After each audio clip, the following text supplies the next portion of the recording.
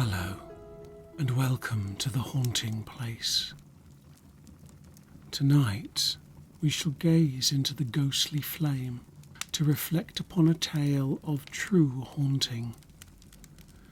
In this first episode of a series, we shall hear from the casebook of an actual paranormal event host and psychic development trainer, because to understand the nature of haunting, we must first experience a haunting or two. In this real-life case, we follow a small group of people who are pursuing an unusual endeavour. They are attending a night of training to develop their ability in communication with ghosts. Whilst locked into the most haunted place in what is regarded as the most haunted city in the world, they seek not only to hone their senses of the phantoms that surround them, but to see, to hear, and to speak with lost souls that are trapped in there with them. So join us now as we visit the Edinburgh vaults.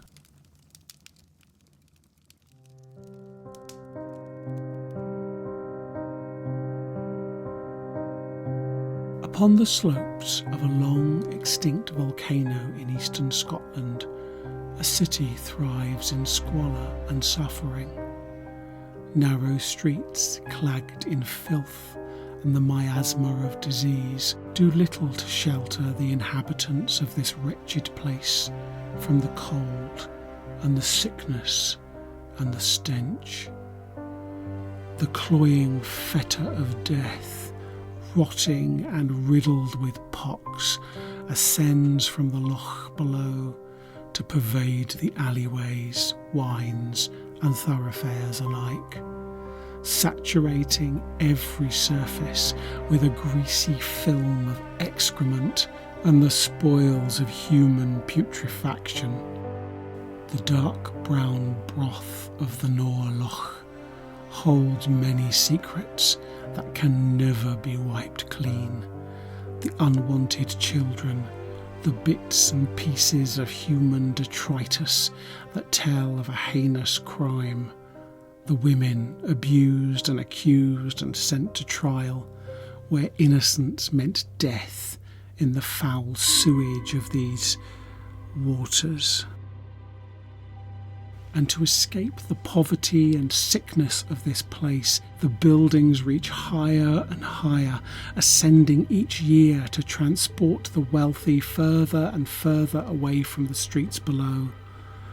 Over time, this city becomes one of enormous riches above and foul decay below, where merchants live but a few stories away from thieves, ladies of society mere feet from ladies of the night. Corpulent bodies rest only a few flights of stairs from the body snatchers. And all the people in this dichotomy of a place, this melting pot, head towards boiling point, trapped by the walls and the floors and the ceilings that disguise what exists just the other side. That thin veil of illusion between the feast and the starvation, the finery and the feculent, the living and the dead.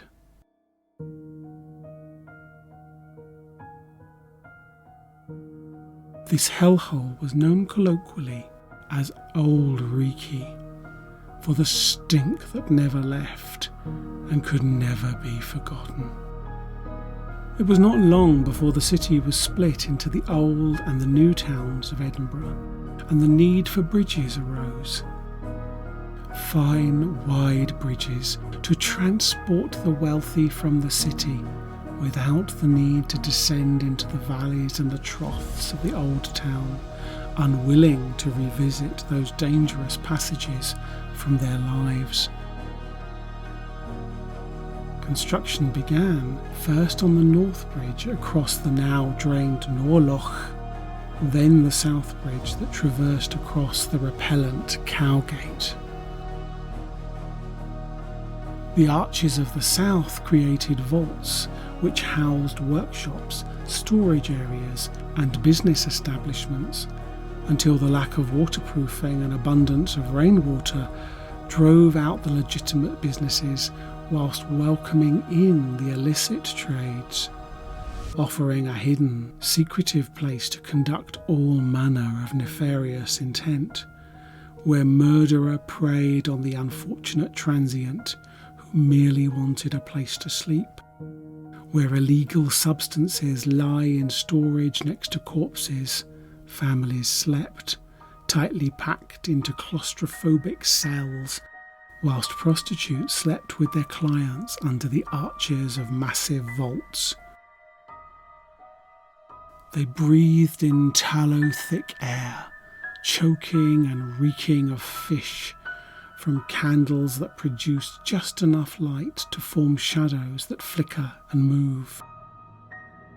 One momentary warning of the intruder in the night or the day, for this place is always dark and always damp and always a single breath away from a horrible, terror-fueled death.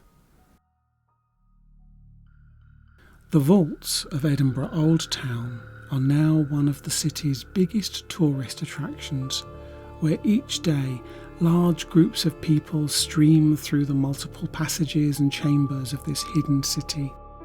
Storytellers tell of the unfortunate and the supernatural, the ghosts who wander and the monsters who stalk the unsuspecting traveller or naysaying fool. Descending into the darkness, you feel the temperature shift as if stepping into cool water. The darkness becomes all-pervading, as if this place has not simply an absence of light and heat, but a hunger to consume both from the air itself. Here, the dark is not the shadowy gloom of an unlit hall, nor the black of a Stygian night. This obsidian shroud is, in effect, darker than the mere absence of light, as if clawing the radiance of past experience from your eyes, your mind and heart, leaving you unable to remember when you last saw the sun, or even encountered a dim glow of light. It is beyond the veil of death. This is the darkness of those never born, the emptiness of lives unlived, and a nothingness, undefined by the human experience. We cannot know it because of our very existence. Yet here, in this place, we come closer to that curtain of oblivion than any moment before. Your body starts to tense, muscles freezing, and joints locking into place, as if you are clamped into the grip of death, rigor mortis overtaking your living cells, a paroxysm so intense you cannot move an inch for fear of falling into the void. Yet you feel them, the unseen presences that now crowd around you, their icy fingers reaching out to clutch at your last remaining warmth. These thieves of light, the cut-purses of life itself, crave what you have and they do not. And in the face of this ravenous starvation, you feel yourself bracing for impact, as if a fist or hammer or some other blunt instrument of trauma is slicing through the air towards you in the dark. You stay frozen, awaiting the imminent, shattering thud of connection. Yet it never comes. So you wait, paralysed and alone, bracing yourself for an endless, perpetual state of waiting. Ahead of you lies a place of corridors and passages, caverns and shafts, a network so complex merely a few steps will see you lost in its sprawling labyrinth. Here the dark is never too far away, even when bathed in the sickly glow of artificial light. These networks are still defined by their darkness, framing every corner, edging every line between light and the gaping moor that sits adjacent. The vaulted rooms and hidden passages sit just below the surface, so close yet separated by a chasm that cannot be traversed. Those above, unaware of the yearning directly beneath their feet. This is the intersection between a liminal space and a prison cell, the eternal home of sickness and trauma and death, yet a journey, a path and a destination, trapped yet free to wander, lost and yet knowing exactly where you are, a fly in the web, a bird in a cage, a lost soul clamouring for the light of day, another unfortunate who now traverses the lonely passages of the Edinburgh vaults.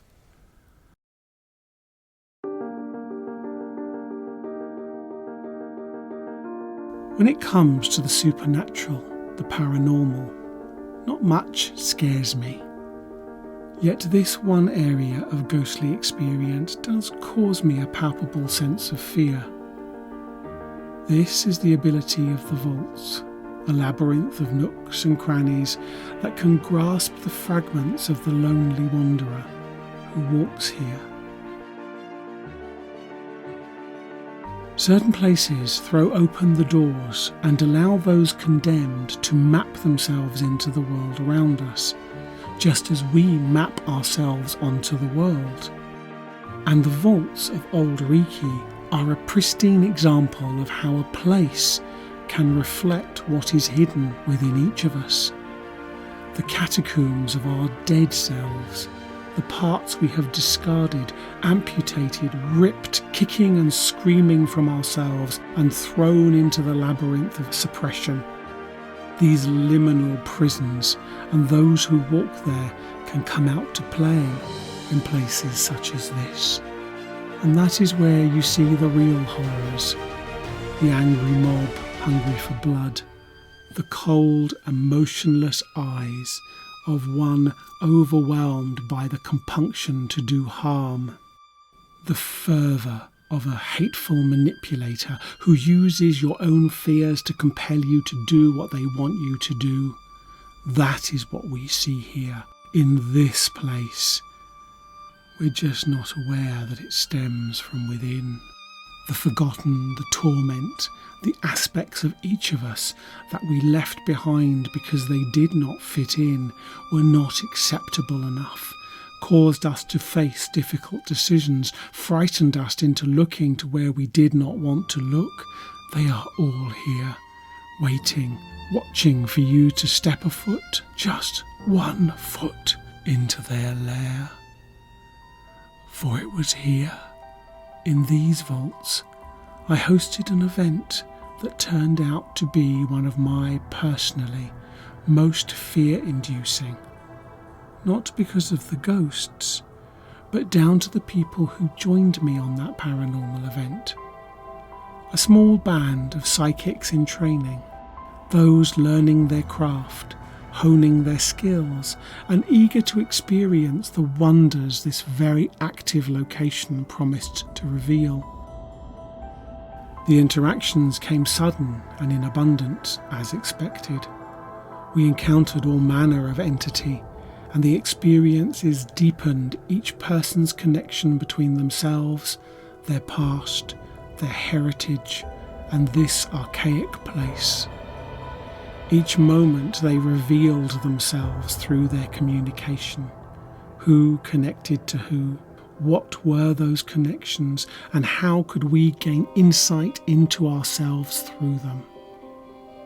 Yet, there was one entity who had yet to make themselves known. To some, he is known as the Watcher. Many others know him as Mr. Boots. For me, this particular being, for want of a better word, is not the long-dead spectre of a murderer or the soul-corrupting malevolence of a demon. These explanations do not fit for me or with me. I had met Mr. Boots several times before, and he, for wanting of a better word, is a perspective of this place that taps into our deepest, primal and hidden depths, the foundational darkness of our ancestors and their lives, the suffering they caused to others and lived through themselves, the wars and the battles and the devastating events they witnessed, the fear and the darkness and the creatures, physical or otherwise, that hunted them in the night. For when this watcher watched, he sought to observe the most suppressed and hidden aspects of a person's psyche, the very core of their violent, rage-filled hearts. And when he could watch no longer, he would harness that hate into action and behaviour. And I became the watcher. As the group gradually, moment by moment, minute by minute, over many hours, descended into chaos, it was both awe-inspiring and terrifying to behold. Yet I could not stop watching. I, who was so unafraid, so unswayed by the mysteries of the darkness, I, resolute in my own ability and confidence when faced with the unknown, I, who never believed a simple, albeit pernicious superstition to be true, or romanticised Victorian fiction to be an adequate explanation for the complexity of our human experience of the world and of life, and in some cases, death. I, with all my decades of experience, who had mentored so many and known so much, became a pawn in his game. The watcher, the one who simply stood back and witnessed what happened in that place on that night. For the real horror of this tale is not the story of Mr. Boots, the, some might say, indifferent, others would affirm evil creature that stalked these vaults. The reality of this night was how each of us, no matter of who we think we are or how we are accustomed to behaving in word or act, are all paralysed by our own selves and memories. Our pasts are what haunt us, and we are merely a sum of that heritage, that legacy. Unaware of how I was playing a part in this strange litany of events, I watched, and I did not act nor intervene. I let it unfold before me. I was the watcher, and I watched as the group revelled in their darkness, in the valleys and troughs of their own primal natures. It was not until I came to the realisation that I was as much a part of this group dynamic as everybody else. I had been just as connected in my state of disconnection, unable to distinguish between my understanding of me and the me I was on that night. This lesson became one of my greatest hauntings. For who are we? Who am I? Who are you? Do you know who you are? Truly, deeply who you are, from single cell, aeons ago, to now. This illusory moment you fooled yourself into believing is the present, the real world, the truth of yourself and your life. If for a moment you believe you know who you are and find it easy to dismiss the words of one who tells you you are not who you think you are, then you are not. For there are those out there in the dark, in the hidden, in the comfortable cloak of night, those who hate and who hurt and who lie, and there are those who watch. I, you, we all partake in this merry dance without even knowing, without the glint or notion that we are not who we think we are. We hurt each other, we hate the other, we take glee in the downfall of our enemy, and we twist the knife when it feels pleasurable to do so. And if we are not the perpetrator, the hate monger, the demon, we are the watcher, and we continue to watch until the moment we open our eyes and see ourselves as we truly are.